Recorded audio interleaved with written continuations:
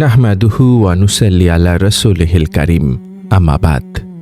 আল্লাহ রব্বুল আলামিন পবিত্র কোরআনে এক অত্যন্ত চমৎকার ও গভীর অর্থবহ প্রশ্ন রেখেছেন, যা আমাদের প্রত্যেক মুমিনের হৃদয়কে আন্দোলিত করে এবং আমাদের অস্তিত্বের উদ্দেশ্য সম্পর্কে নতুন করে ভাবাতে শেখায়। তিনি বলেছেন, তার যে উত্তম কথা আর কার হতে পারে, যে আল্লাহর দিকে দাওয়াত দেয়, নেক আমল করে এবং বলে, আমি একজন মুসলিম। সূরা ফুসিলাত আয়াত 33। এই আয়াতে আল্লাহ তাআলা সুস্পষ্ট করে দিয়েছেন যে আল্লাহর পথে আহ্বানকারী ব্যক্তির কথার চেয়ে উত্তম কোনো কথা এই আসমানের নিচে আর হতে পারে না।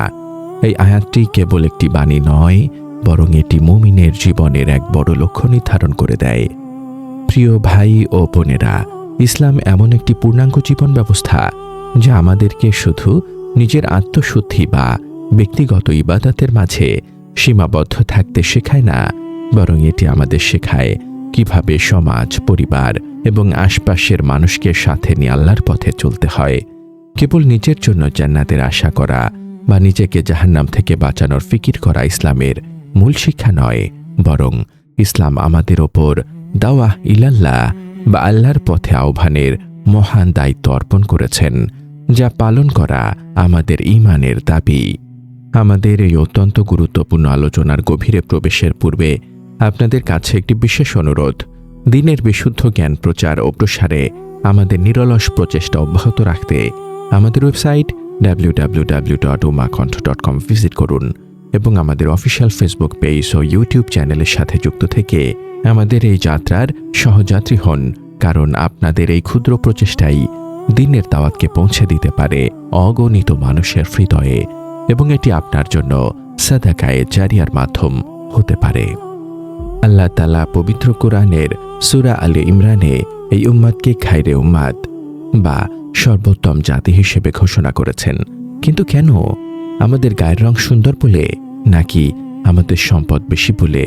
না, আল্লাহ তাআলা এই শ্রেষ্ঠত্বের কারণ হিসেবে উল্লেখ করেছেন তাদের দুটি বিশেষ গুণ: সৎ কাজের আদেশ দেওয়া এবং অসৎ কাজ থেকে নিষেধ করা। আল্লাহ বলেন, তোমরা এই সর্বোত্তম উম্মত মানবজাতির কল্যাণের জন্যই তোমাদের উদ্ভব ঘটানো হয়েছে। তোমরা সৎ কাজের আদেশ করবে, অসৎ কাজ থেকে নিষেধ করবে এবং আল্লাহর প্রতি ঈমান আনবে। সূরা আলে ইমরান আয়াত 110।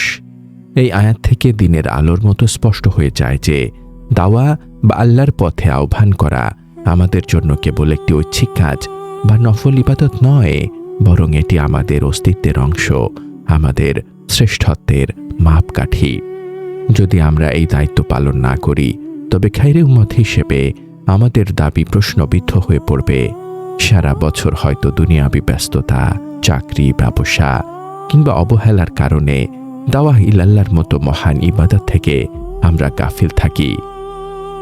আমরা অনেকেই ভাবি দাওয়াতের কাজ তো শুধু আলেমদের, আমাদের নয়।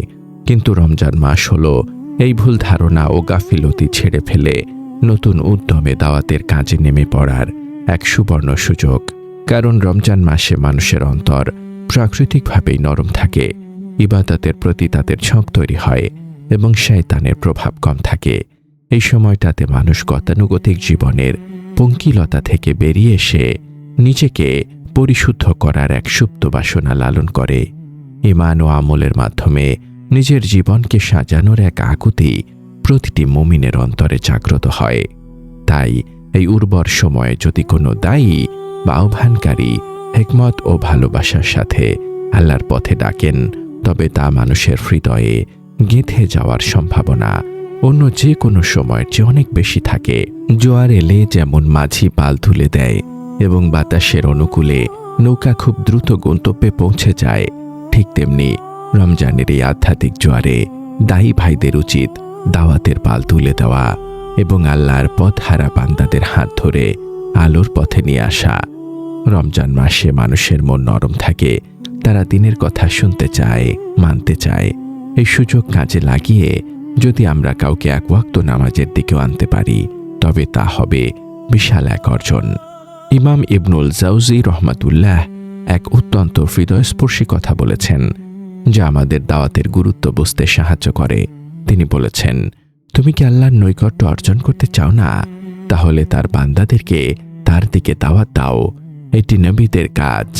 তুমি কি জানো না যে নবীগণ দাওয়া ইলাল্লাহর কাজকে নির্জনে ইবাদত করার উপর অগ্রাধিকার দিয়েছেন? কারণ তারা জানতেন যে এটি তাদের প্রিয় রবের নিকট অধিক অগ্রাধিকার প্রাপ্ত। সাইদুল খাদির এই কথাটি আমাদের স্মরণ করিয়ে দেয় যে দাওয়াতের কাজ কতটা মর্যাদাপূর্ণ। নির্জনে বসে জিকির করা বা নফল নামাজ পড়া নিঃসন্দেহে ভালো কাজ, কিন্তু এর উপকারিতা কেবল নিজের মধ্যেই সীমাবদ্ধ থাকে। পক্ষান্তরে দাওয়াতের মাধ্যমে যখন কোনো মানুষ হেদায়েতের পথে আসে, তখন তার আমল নামায় যত সওয়াব জমা হয়, তার সমপরিমাণ সওয়াব দায়ীর আমল নামায়ও যুক্ত হতে থাকে। তাই প্রিয় ভাই ও বোনেরা, রমজানের এই বরকতময় সময়ে আপনিও শামিল হতে পারেন এই মহান কাফেলায়। আপনার পরিবারের সদস্যদের নিয়ে বসুন, তাদেরকে রমজানের ফজিলত ও গুরুত্ব সম্পর্কে বলুন। কিভাবে এই মাসটি ফলপ্রসূভাবে কাটানো যায় তার দিক নির্দেশনা দিন। আপনার পাড়া প্রতিবেশী, বন্ধু বান্ধব বা অধীনস্থ কর্মচারীদের খোঁজ নিন। তারা রোজা রাখছে কিনা, নামাজ পড়ছে কিনা, কোরআন তেলাওয়াত করছে কিনা, এসব বিষয়ে স্নেহের সাথে, মমতার সাথে তাদের উদ্বুদ্ধ করুন। আপনার এক চিলতে মুচকি হাসি, একটু আন্তরিক কথা বা স্নেহের পরশ হয়তো কারো হেদায়াতের উসিলা হয়ে যেতে পারে। হয়তো আপনার এক কথায় কোনো এক বেনামাজি ভাই নামাজ শুরু করবেন, কোনো এক বোন পর্দা শুরু করবেন, আর কিয়ামতের দিন এই আমলটি আপনার নাজাতের উসিলা হয়ে দাঁড়াবে। অনেক ভাই আছেন যারা দাওয়াতের কাজ করতে সংকোচ বোধ করেন, ভাবেন আমার তো তেমন ইলম নেই বা আমি তো গুছিয়ে কথা বলতে পারি না। মানুষ যদি উল্টো প্রশ্ন করে তখন কি উত্তর দেব? তাদের উদ্দেশ্যে বলছি, নিজেকে ছোট মনে করবেন না। দাওয়াতের জন্য বিশাল পাণ্ডিত্য বা অলংকারপূর্ণ ভাষার প্রয়োজন নেই। প্রয়োজন কেবল ইখলাস বা আন্তরিকতার। আপনি যতটুকু জানেন ততটুকুই অন্যের কাছে পৌঁছে দিন। রাসূলুল্লাহ সাল্লাল্লাহু আলাইহি ওয়াসাল্লাম বলেছেন, আমার পক্ষ থেকে একটি আয়াত হলেও পৌঁছে দাও। সহিহ আল বুখারী 3461। তাই ধীরে ধীরে নিজেকে তৈরি করুন, ইলম ও আমলে সমৃদ্ধ হন এবং হিকমতের সাথে দাওয়াতের ময়দানে কাজ শুরু করুন। আলেম ভাইদের উচিত বিভিন্ন মসজিদে বা হালকায় নির্দিষ্ট সময়ে সাধারণ মুসল্লিদের সময় দেওয়া, তাদের আকীদা ও ফিকহি মাসাইল শিক্ষা দেওয়া। কারণ সাধারণ মানুষ অনেক সময় মাসালা না জানার কারণে আমল করতে পারে না বা ভুল আমল করে। রমজান মাসে এই শিক্ষার আসরগুলো খুবই ফলপ্রসূ হতে পারে। তালিবুল ইলম ভাইয়েরা সাধারণ মানুষদের বিশুদ্ধভাবে কোরআন শিক্ষা দেওয়ার উদ্যোগ নিতে পারেন। কারণ আমাদের সমাজে এখনো অনেক বয়স্ক মানুষ আছেন যারা সহিভাবে কোরআন পড়তে পারেন না, কিন্তু লজ্জায় কাউকে বলতেও পারেন না। রমজান মাসে তাদের জন্য বিশেষ ক্লাসের ব্যবস্থা করা যেতে পারে। এমনকি আমাদের বোনেরাও পিছিয়ে থাকবেন না। তারা নিজেদের গণ্ডির মধ্যে উপযুক্ত পরিবেশে বা বাসায় দ্বীনী তালিমের হালকা করতে পারেন এবং অন্য বোনদের মাঝে রমজানের পবিত্রতা ও আমলের বার্তা পৌঁছে দিতে পারেন। নারীদের মাঝে দাওয়াতের কাজ অনেক বেশি গুরুত্বপূর্ণ, কারণ একজন নারী দিনদার হলে পুরো পরিবার দিনদার হয়ে ওঠে। যদি আমরা সবাই মিলে রমজানে এভাবে সাধ্য ও যোগ্যতা অনুযায়ী দাওয়াতের কাজে ঝাঁপিয়ে পড়ি, তবে ইনশাআল্লাহ আমাদের সমাজ পাল্টে যাবে। আমাদের রমজান হবে সার্থক ও সুন্দর। আল্লাহ রাব্বুল আলামিন আমাদের সকলকে এই রমজানে দাওয়া ইলাল্লাহর কাজে অংশগ্রহণ করার এবং তার সন্তুষ্টি অর্জন করার তৌফিক দান করুন। আমিন।